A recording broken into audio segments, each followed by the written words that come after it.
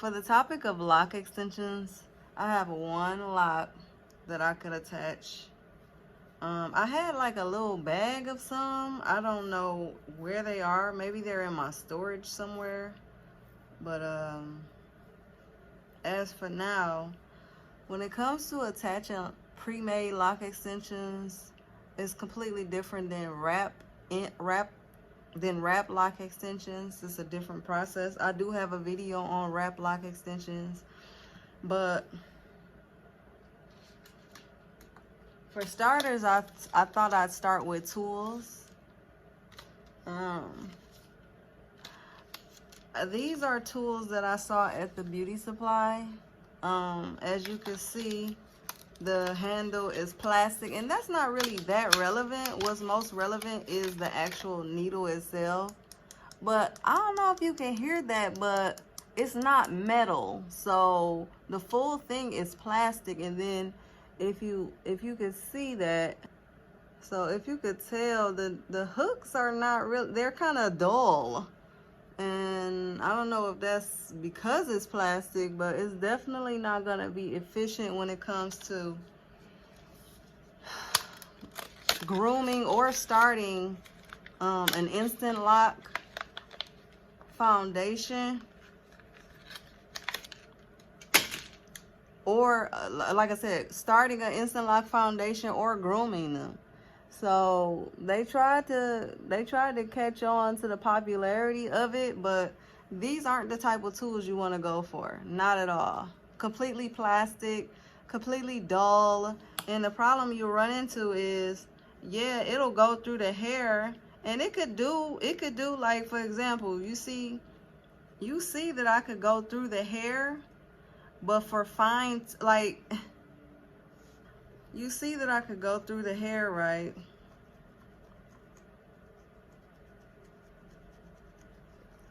So it's not completely useless, but it's not nothing that you could do any fine tuning with, because the needles are just not where, it's not what you need.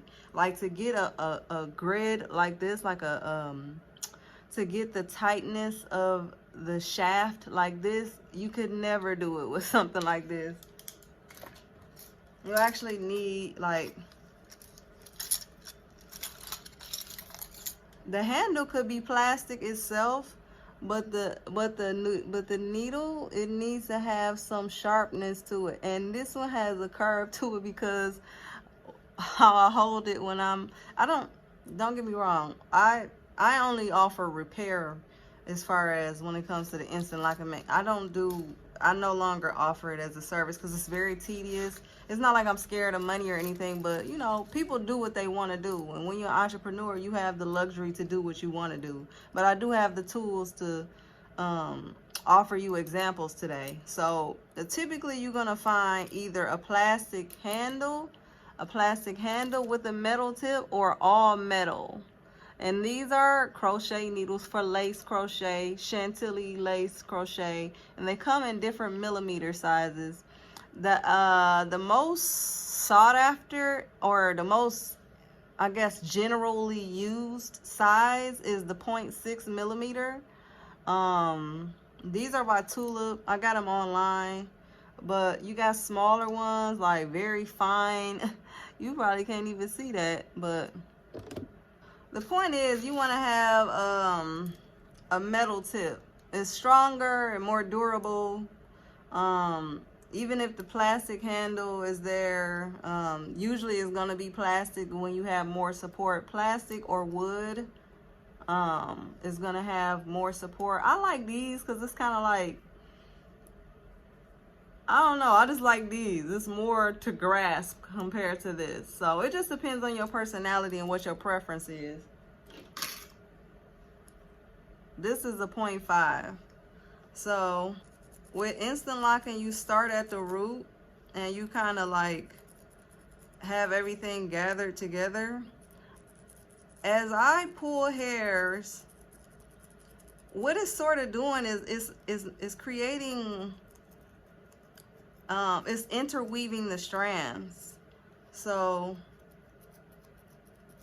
as I'm pulling hairs, the needle is facing down, the hook is facing down. So it's, whether I'm standing up or while I'm sitting down right now, it's facing the floor. That's the direction the needle is facing.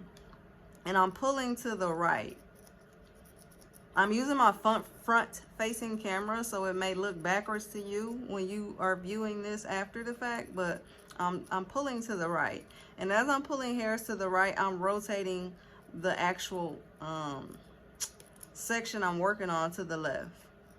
Now you can do whatever you want to do, but this is what I do when I incorporate this technique into repairs. And as you can see, it's coming together and forming. As you're doing it, you get to feel, as you're doing it, you get to feel what you need to do, adjusting how it feels. If it's too, I don't know, if it feels too thick on one side or too flimsy, like too, it doesn't feel sturdy, it doesn't feel solid enough to your liking. Some people kind of like rotate it back and forth. Like, I don't know, but I haven't like developed the coordinate. These are sharp tools. I have pricked myself many of times. So the more like, you know, it also could break down to a coordination thing. But for me, all of the extra manipulation, it's not ideal for me.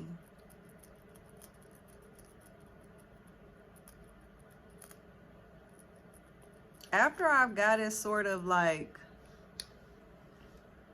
you could tell compared to the end, the root is gathered and starting to form. So pretty much start off going to the right first.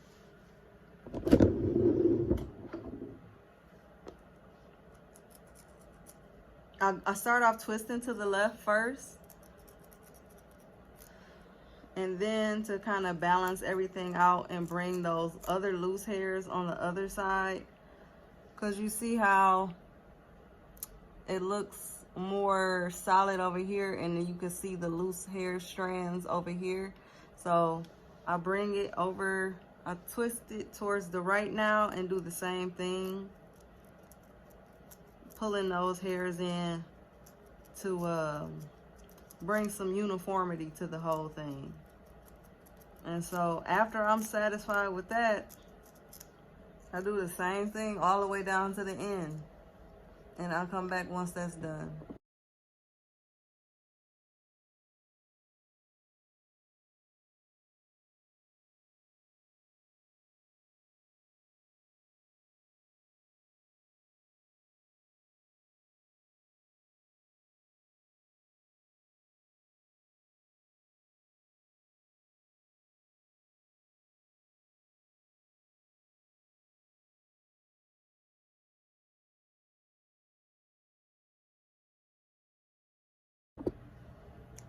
So here is the lock, the instant lock that I created. Let me know in the comments if you want a full video on creating a head of instant locks. This was just with the intentions of showing you how to do a pre-made human hair lock extension. Now they do have some synthetic pre-made locks on the market. You want to avoid those. Those are not for permanent use. But yeah, as you can see, I left loose hair at the end, and this has loose hair as well. You kind of want to put those sections right on top of each other and do the same thing that we did up here.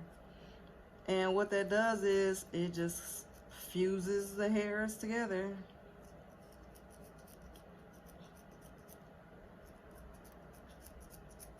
I'm literally doing the same motions. Nothing's different.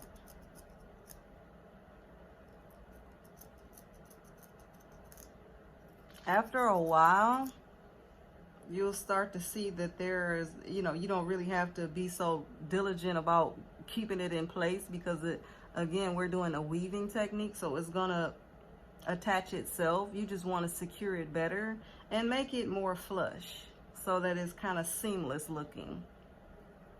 This has been at least a 30-minute process for one section. So one could imagine why I no longer offer this as a service. But kudos to all the stylists out there and those who are enthusiasts out there who are interested in this technique, because it's very useful. It's to the benefit of those who want to skip steps and avoid a particular phase of locking. It's a technique of convenience. It offers you the luxury of having a more mature look earlier on, basically from the beginning. Now, even though it's called instant locks, it does go through, see how we're coming along, just a few more minutes here and I'll be all finished. But even though it's called instant locks, it still goes through a maturation phase.